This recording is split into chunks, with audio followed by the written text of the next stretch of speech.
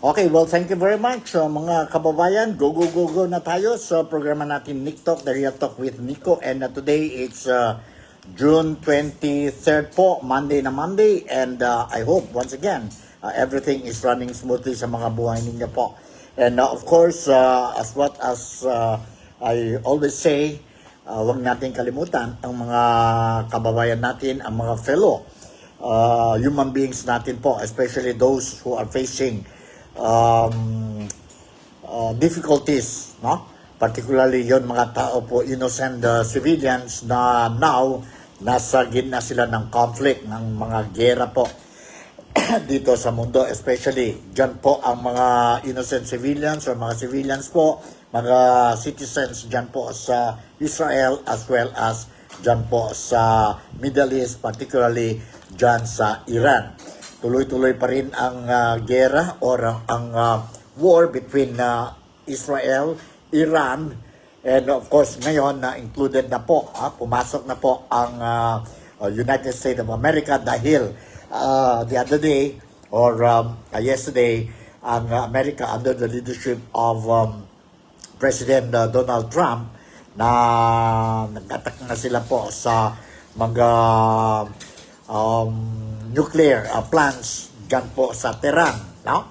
And they managed to sabihin natin destroy it according to the news from sabihin natin ang official report ni President Donald Trump.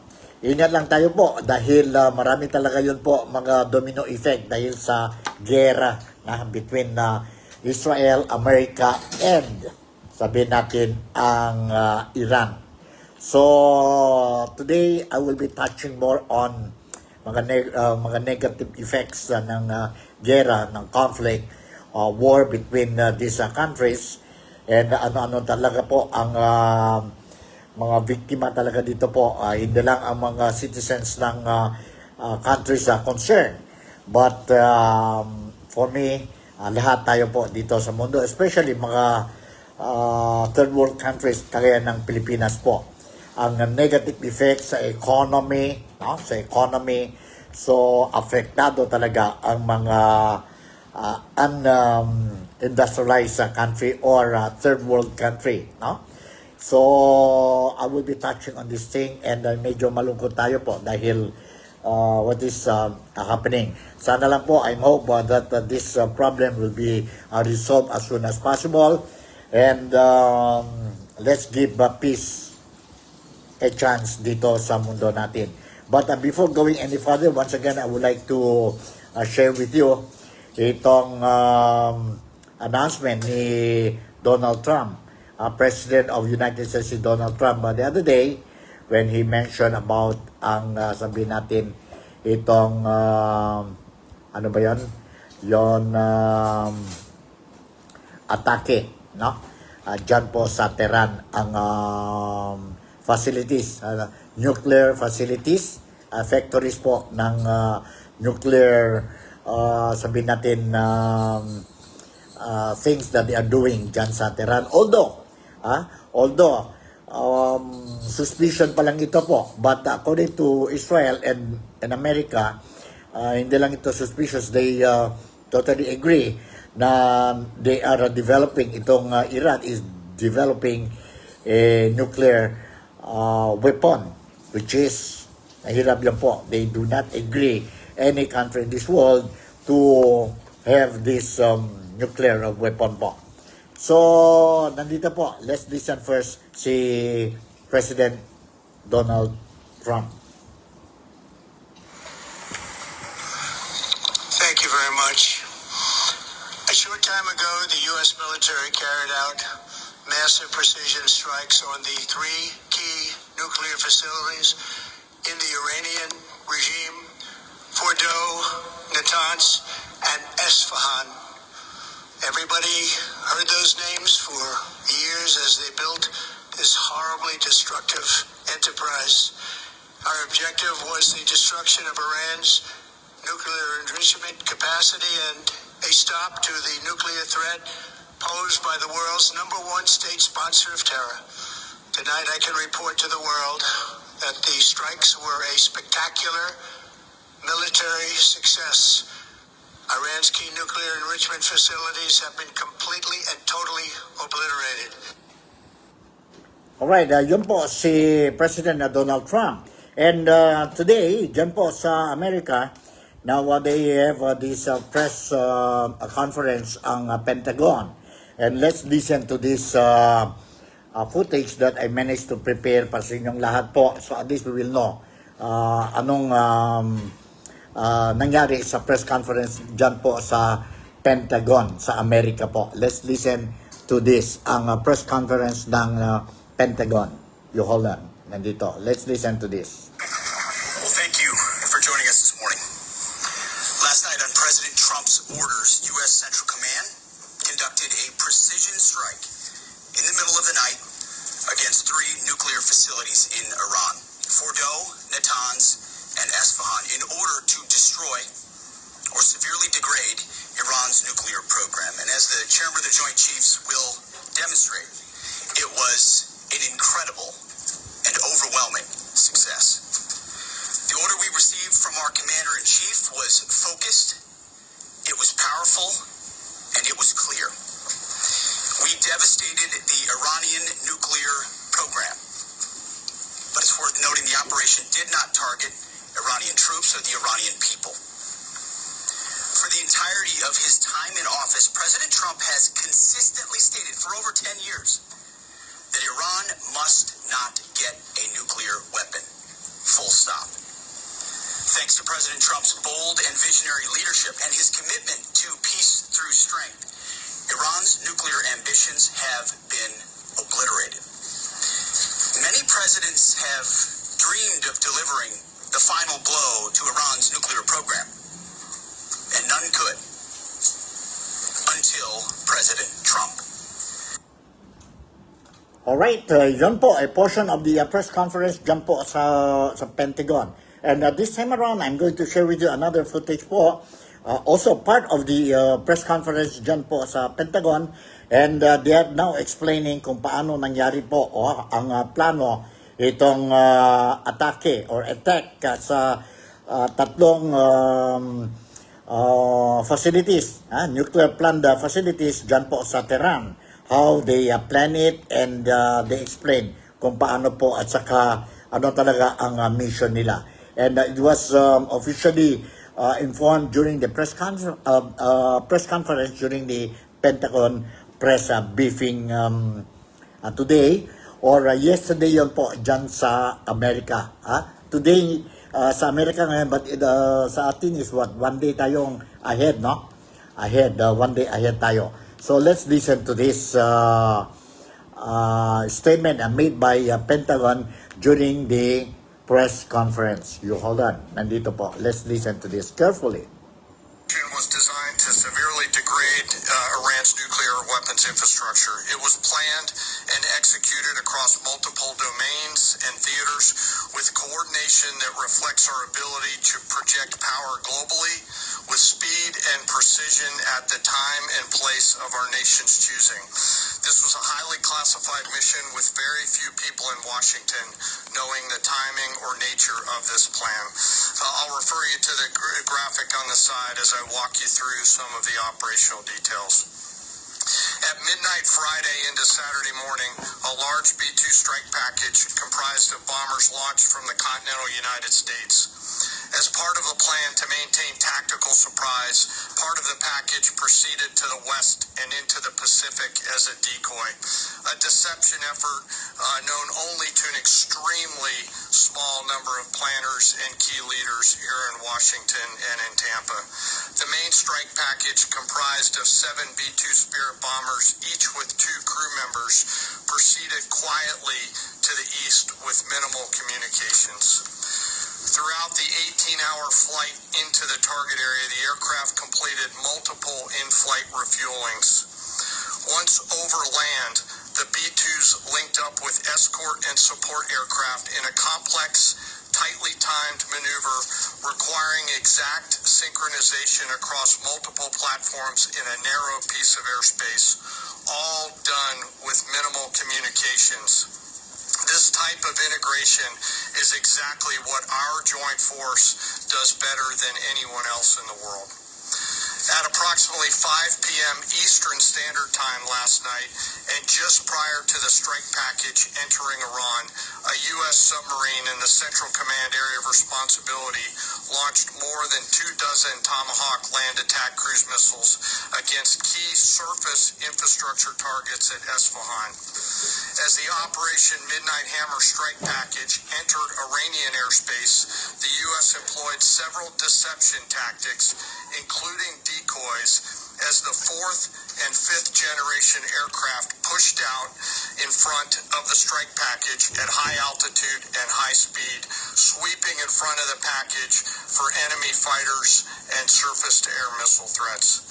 The strike package was supported by U.S. Strategic Command, U.S. Transportation Command, U.S. Cyber Command, U.S. Space Command, U.S. Space Force, and U.S. European Command. Alright, yun po, narinig natin po yung press statement dyan po sa Pentagon, paano sila nag-execute ang operation. They call it Operation Midnight Hammer, no? Wherein it involves 7 B-2 bombers, US bombers. That is a very, sabihin natin, powerful and a very effective US-made bombers po, no? And I think this is the first time they use this kind of attack sa enemy nila po, no?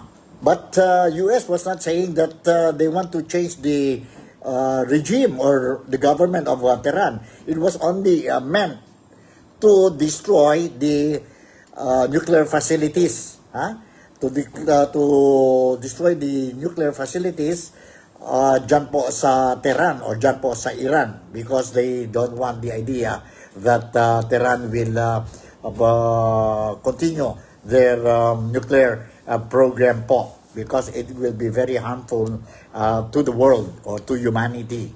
That's why they attack. Earlier, si Donald Trump was saying that nag-isip-isip pa siya po whether to push through with the plan or just abort it. Sabi niya within 2 weeks pa po.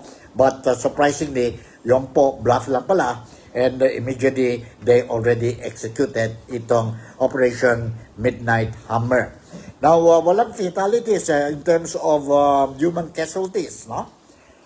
Intended lang talaga yon po sa nuclear facilities ng Tehran o ng Iran, because ang mga nuclear facilities nila po is 200 feet below the ground.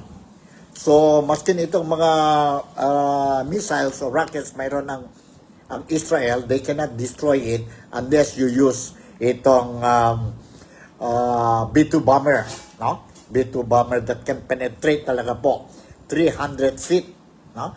Maskin nandoon kayo po sa under the ground, 300 feet po, then it can still penetrate po. So, according to America, they managed to, it was a successful mission. In other words, they managed to destroy itong 3 nuclear facilities, ang program ng Tehran. Although, ang Tehran authorities are saying hindi talaga devastating damage po, because some of the equipments or mga facilities dyan po sa nuclear facility po, they managed to remove it before America came in to bomb the facilities. Alright, and as a retaliation, nakita natin po na ang Tehran, ang Iran, already fired missiles directing to Israel and some ships dyan po sa Amerika. During it took itong 7 B-2 bombers, 7 yan po, no? It took them 18 hours to reach their target, And along the way, while going to the target, na mayroon yun several refueling on the air po, no? On the air talaga yan. Sa air yun po, they do the refueling of the aircraft, of the plane or the a bomber or the aircraft. So, it was a successful according to US, and ito na po nangyari. Ano ang mga consequences? Ngayon po, medyo mahirapan tayo po dahil sabi ang Tehran, they are going to close itong road ng Hormuz. Hormuz, it means yun na po. This is the area wherein ang mga oil, this is the road that they are using for distribution of the oil, gas ng Tehran to the world. So, if they are going to close it, in other words, mahirapan na po ang supply of oil and gas ang mga ibang nation, that includes also the Philippines. So in other words, kung mahirapan na po, we expect the prices of this liquid will increase po. And ano ang domino effect? Ang domino effect po, ang prices will go up, and hindi lang ang oil, ang gasolina, but of course, ang other commodities po, essential commodities, will also be rise. In other words, we are going to face economic problem, especially kagaya ang Pilipinas, no? We are not yet industrialized country. We are only undeveloped, third world country tayo po. And unfortunately, ang Philippines, we don't have our own oil. So yan po ang problema. Yun ang problema. And that is the reason why today I'll be touching on mga impact, negative or domino effects ng gera or conflict between Israel, America, and Iran, or Iran. Anyway, before I will touch on that thing, I will also share with you some footages about ang mga Filipinos, dyan po sa Israel. Affected yun sila po, no? Are they going to be repatriated? Mayroon na a total of 26 Filipinos dyan sa Israel. Now, they managed to go to Jordan, and then from Jordan, they will be flown to the Philippines po. Repatriation exercise ito. So, nandito po ang report, footage po about this repatriation of the Filipinos affected sa war between Israel and Tehran. Let's listen to this report.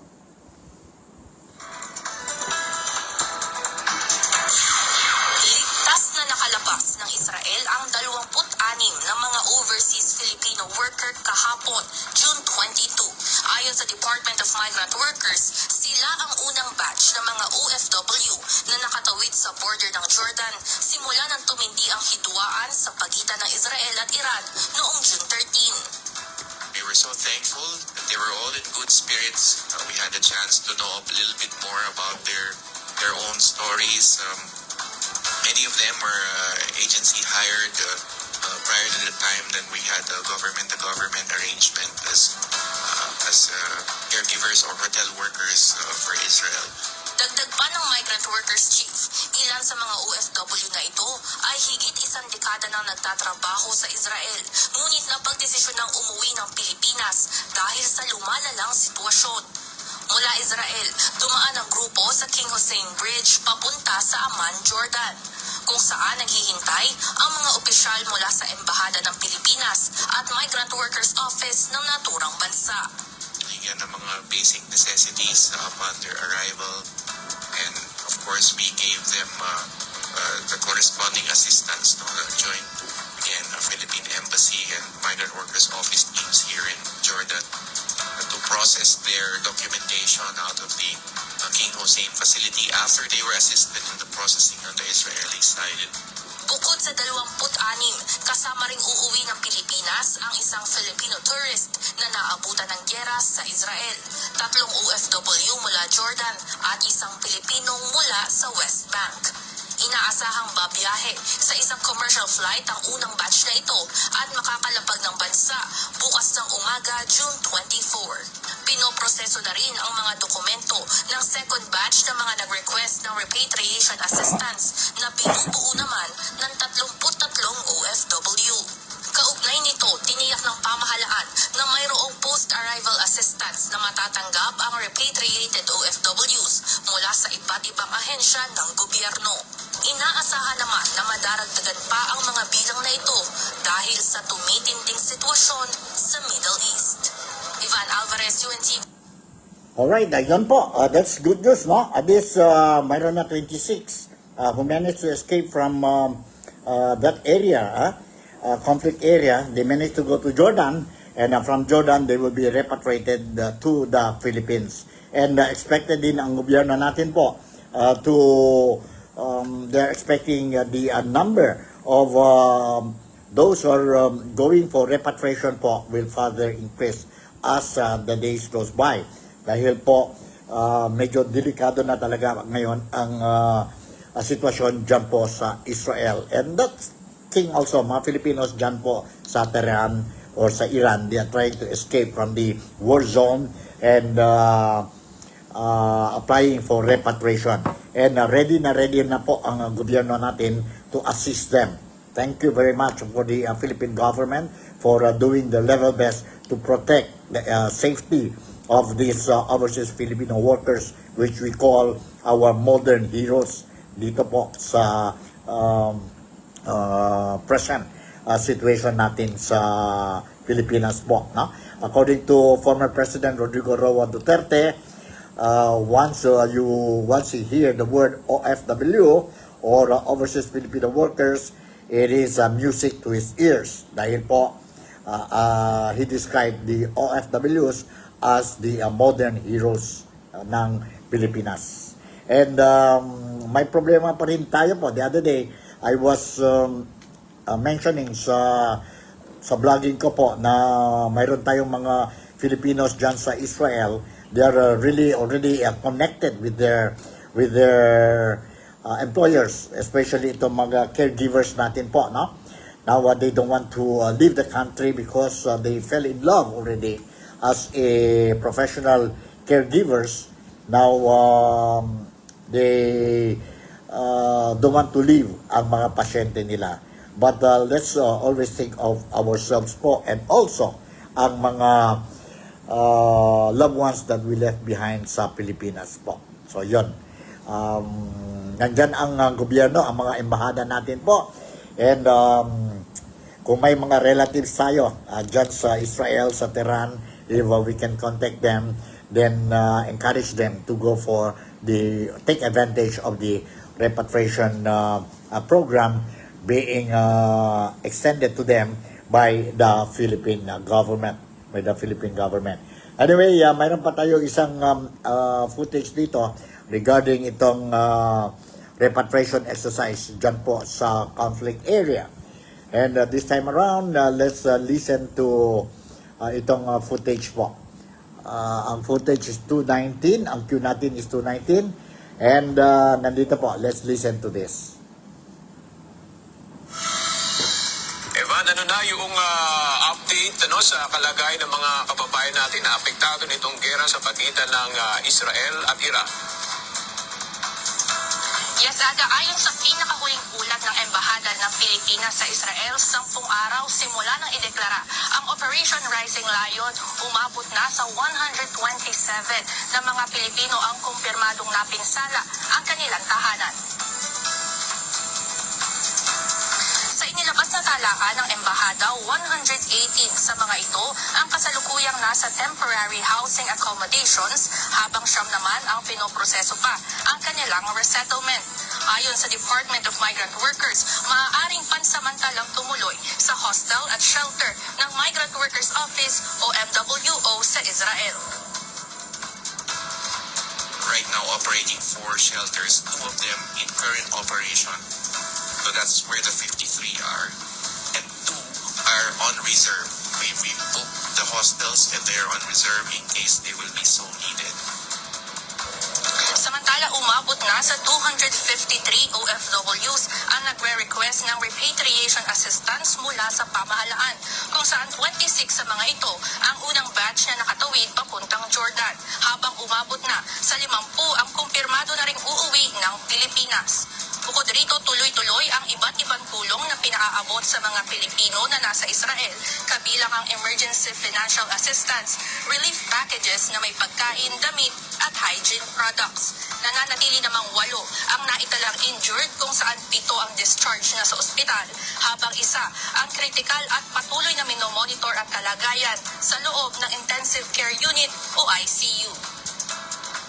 Agad simula ng itaas ng Department of Foreign Affairs o DFA ang Alert Level 3 sa Israel at Iran, mariin ang paalala ng mga embahada ng Pilipinas sa parehong bansa na makipag-ugnayan ang mga Pilipinong naroroon na nais mag-avail ng repatriation program mula sa pamahalaan upang hindi na tuluyang madamay sa nangyayaring gera ngayon sa Middle East. Yan muna ang update mula dito. Okay, yun po ang latest report that I managed to record dyan po sa Pilipinas, and I'm happy to hear that ang gobyerno natin ng Pilipinas is doing everything, ang mga embahada natin po sa mga affected countries, no? Kagaya ang Israel, they are doing the level best to extend assistance to this mga OFWs natin o overseas Filipino workers natin dyan sa conflict area. And I hope that they will always be safe po. Mahirap ba to think about ang sitwasyon nila po, no? Basta gera na po, mga biktima dyan po are innocent people. I think we have something like 30,000 population ang Filipinos dyan po sa Israel, no? And we have something like 9,000 Filipinos dyan sa Iran. So I hope they will be repatriated, or they will be, be able to find a safer place po so that they will not be affected. So gera or sa conflict between Israel and Iran, and ngayon po pasok na ang Amerika, and I hope that this situation po will not further be escalated po, and hopefully it will not trigger what we are really afraid of, ang start of a World War III. Sana hindi po, no? Kasi iba na ngayon ang gera po. Noon, during the World War I, World War II, no? They would be fighting face to face pa po, no? But ngayon po, you cannot see your enemies anymore because we are using mga missiles na po. High-tech na tayo. And ang advantage ng US po is that ang US, ang air power nila po is very strong. Likewise, ang sea, no? They have sophisticated weapons, sophisticated planes, no? That can hit ang enemy nila even na malayo pa, no? So, yun po ang problema ngayon. Kung that is the reason why ang Amerika po, the United Nations doesn't want itong klaseng some countries to go for their nuclear program kasi of the danger. Once you have these nuclear facilities po, no? Mahirap na po. In the event there will be a war, then grabe po ang consequences that we are going to face. Now, later on we'll be touching on the impact of this war ngayon. And let's touch on the Philippines. But before going to that to that topic, let me share you another footage po, no? Report about the situation in Israel. Nandito po. Let's listen to this report, which I managed to record kanina para sa inyong lahat po. Higit isang linggo na ang palitan ng mga ballistic missile ng Iran at Israel. Dahil sa bakbakan, itinaas na sa Alert Level 3 ng Department of Foreign Affairs ang sitwasyon sa dalawang bansa. Kaya gumulong na rin ang voluntary repatriation sa mga kababayan natin na naiipit sa gulo. Sa Israel, higit 30,000 ang ating mga kababayan. Hindi na bago sa mga OFW ang gulo roon. Pero mas ramdam daw nila ang takot ngayon dahil sa patuloy na pambobomba ng Iran. Nakakatakot. Nagdadasal ako na yung dinadasal ko ay hindi ko na alam anong mga lumalabas sa dinadasal ko. Yung kaba mo, iba. Dati-dati po noon sa pagitan ng Hamas, Hezbollah, laban sa Israel, parang pinapanood lang namin yung mga practice nila sa taas. Pero sa ngayon, hindi ka pwedeng magbiro. Sa tala ng DFA, 26 na OFWs na galing Israel ang tatawid sa Jordan ngayong weekend para sa kanilang repatriation. Kabilang sila sa 223 Pilipinong nagpasa na ng repatriation request sa embahada. Higit 20 Pinoy naman mula Iran ang nais na ring magbalik Pinas. Kahapon una nang nakauwi ang 21 government officials na naipit sa giyera sa Israel habang nasa seminar. Sa bawat pagputok at pagdinig ng sirena, paglabas sa kwarto, kailangan mong katukin ang bawat kwarto para malaman mo na nandoon na sila, kasama mo sila sa pagbaba sa isang ligtas na lugar. Talagang nakakatruma po. Kasi pag nakakarinig po kami ng siren, talagang we have only like 60 to 90 seconds para pumunta po sa bunker. Aminado naman ng DFA na kahit magulo, marami pa rin ang ayaw umuwi. Katunayan, simula October 2023, higit 1,000 OFWs pa lang sa Israel ang nagpa-repatriate. Pero sa tansya ng isang eksperto, hanggat hindi natutuldukan ang mga usaping politikal at nuklear, magpapatuloy ang bakbakan. It's very difficult to say when we could actually see lasting peace. I mean, being honest here. I just, I don't want to be a bearer of bad news, but I just don't see that happening anytime soon. Para naman sa mga kababayan natin na nais magpasa ng repatriation request, email lang ang kopya ng passport, visa at cellphone number sa OWA. Nagbabalita mula sa front. Alright, ayun po. Narinig niyo po some of the Filipinos, sa mga kababayan natin po na biktima or dyan po na ipit sa gera or sa conflict between Israel, Iran, and of course ngayon ang Amerika po. But Amerika, hindi pa yata sila nag-declare official war against Iran, no? And United Nations is having emergency meeting ang mga authorities concerned. And I was also made to understand that ang presidente ng Russia is also condemned the attack of America po dyan po sa Iran. And ang China is also calling for immediate stop of this conflict. Sana lang po we will be able to stop this conflict para at least menos na tayo po ang mga innocent civilians to be victims of the war. Ganun lang yun po. So, earlier, I mentioned about itong road at ang ruta. Ang road, yung Hormuz Road, no? Wherein ang oil ng Iran, this is where ang mga ships, no? Cargo ships, they pass to this road, ang Hormuz Road, to deliver ang mga gasolina or oil sa iba-ibang nasyon. Nandito po ang report that also I managed to record for you po, so you will understand ano ba ito Hormuz Road. And nandito po, let's listen to this. 129. Let's listen to this po. Let's tell you a little about the significance of Hormuz Strait. It's a strategic location connecting the Persian Gulf to the Arabian Sea, and that's why it becomes important for transport. It's a choke point for global trade, critical for oil exporting nations in the entire West Asian region. It's an energy lifeline where 20% of global oil and major LNG exports pass through this particular strait. Global economic impact, if there is a closure, in fact there is a closure, would restrict trade and spike oil prices. So the decision has been taken to close it. However, back home in India, the government has said that there will not be any other repercussion and there is no need to worry. Iran's possible Gulf disruption plan may mine Strait of Hormuz which is, like we said, the crucial oil route here. Deploy naval mines to disrupt tanker traffic, might spike oil prices, and then disrupt the supply chain to all the countries where the oil is supplied. Target tankers, ports via missiles or Houthis drones.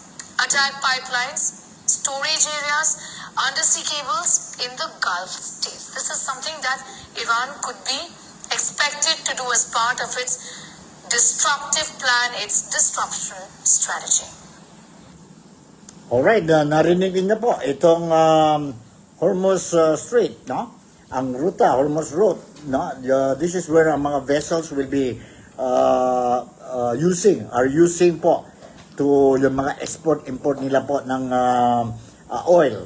And if Iran will close it, yan na po ang problema. Ang problema po. Ibig sabihin, we are going to see shortage or ang prices of oil will definitely increase. In fact, ngayon po, nag-increase na po, no? Nag-increase na po. And one of the affected countries is no other than is our country po, no? Our country, the Philippines. So, let me read you this story.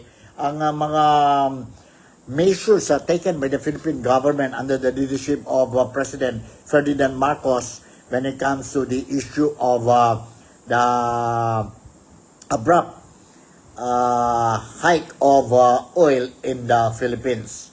And nandito po, I will read you this story, and ito po ang I got it from Inquirer.net dyan po sa Pilipinas. And here is the details. The government is preparing to roll out the fuel subsidy for motorists amid the threat of an oil price hike due to the ongoing conflict in the Middle East. A transport official said today or Monday.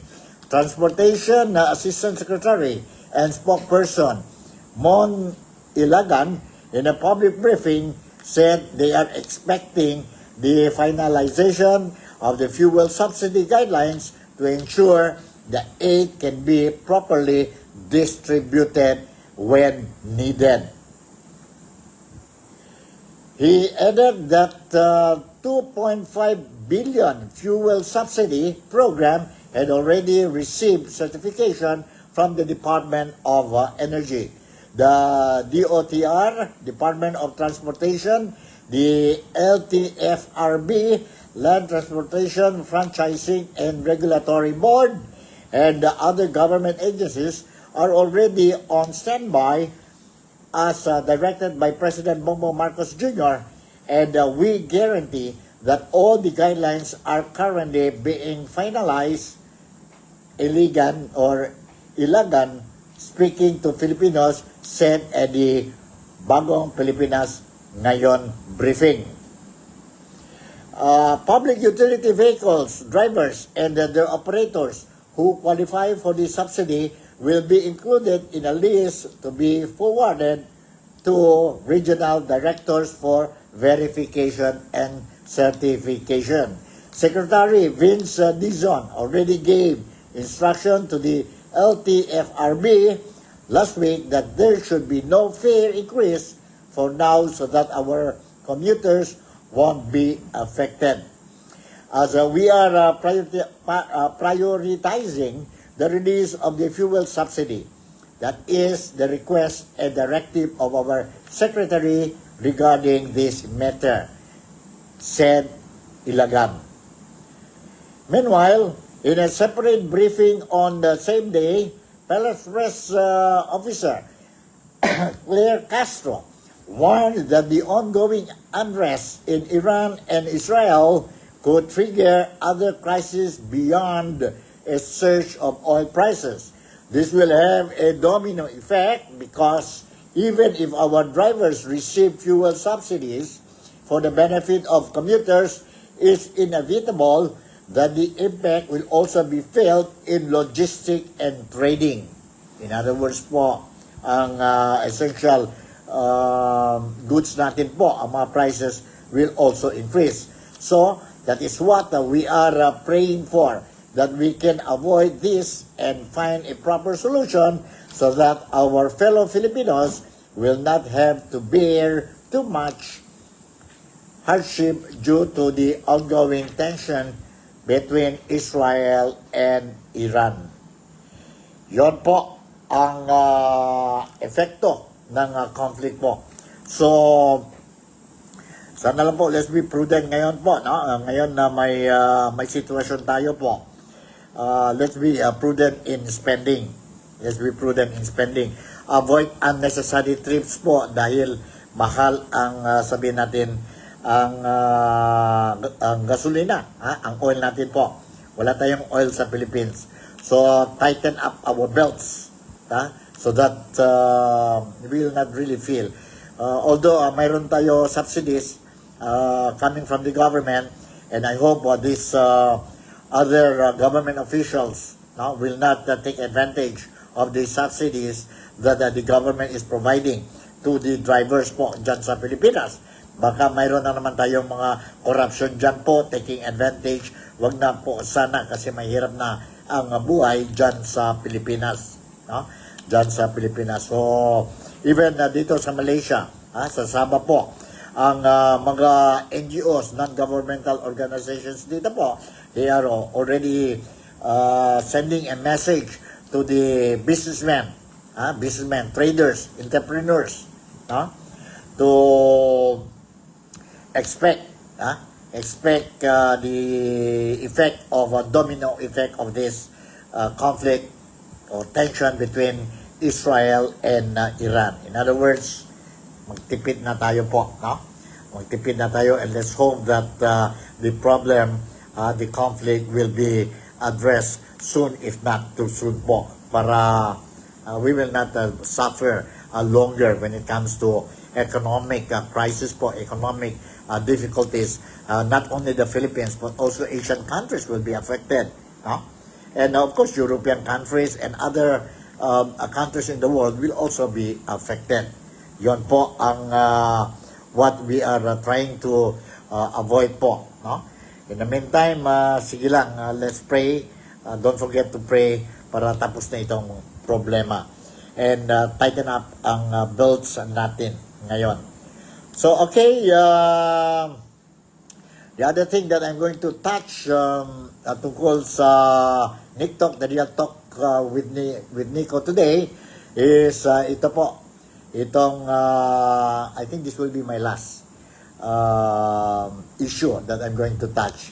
I will be touching on the impeachment of Inday Sara Duterte po. No? Ang impeachment ni Inday Sara Duterte, tuloy pa rin po ang mga speculations left and right. So, ang advice ko po, no?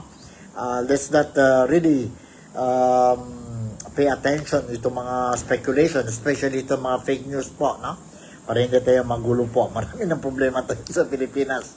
So, let me share with you itong news article which I also got it from Inquirer.net regarding the impeachment of Inday Sara Duterte. And the title or heading of the story is House Gets Copy of Duterte's Reply to Impeachment Court. Alright, nandito po ang detalles. The House of Representatives has formally received Vice President Sara Duterte's answers to the articles of impeachment against her. House spokesperson Princess Abante confirmed. In a message to reporters on Monday, or in other words today, Abante said that a messenger from the Fortune, Narvasa and Salazar law firm delivered a copy of Duterte's answer and to the impeachment complaint against her. The House Representatives received a copy of Vice President Sara Duterte's answer to the impeachment complaint at 3:53 p.m. on Monday. A statement from the House stressed.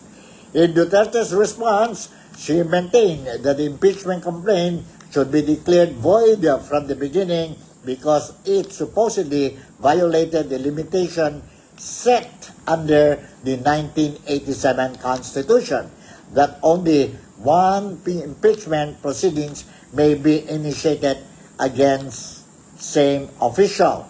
The fourth impeachment complaint must be dismissed because it is a void for violating the 1-year ban rule under Section 3, 5, Article 9 of the 1987 Constitution, which explicitly prohibits the initiation of more than one impeachment. Duterte's answer read.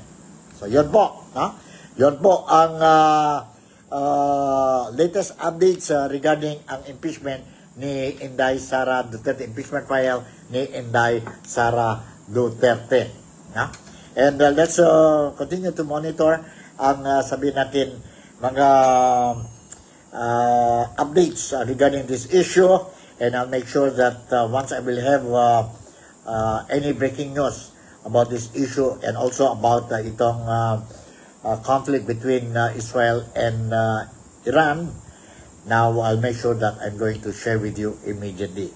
So in the meantime, siguro hanggang dito na lang po si Nico, dito po sa Nick Talk, The Real Talk with Nico. Today is Monday, June 23rd, and the start of another working week po. So let's do our best. Let's please, let us please and do our work properly para mga employers natin po will be very happy sa atin, and hopefully things will change. You will be having salary increment, or ang relationship between employer and employee will be improved. Will be improved.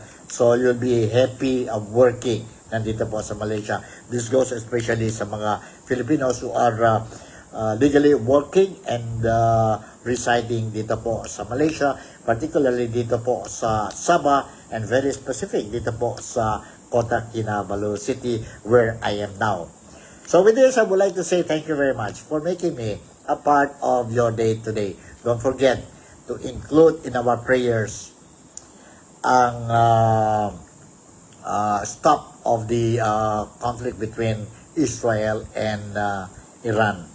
And let's pray for the safety of our fellow kababayan, fellow overseas Filipino workers po, dyan po sa affected countries po, which now they are having difficulties po when it comes to their safety, no?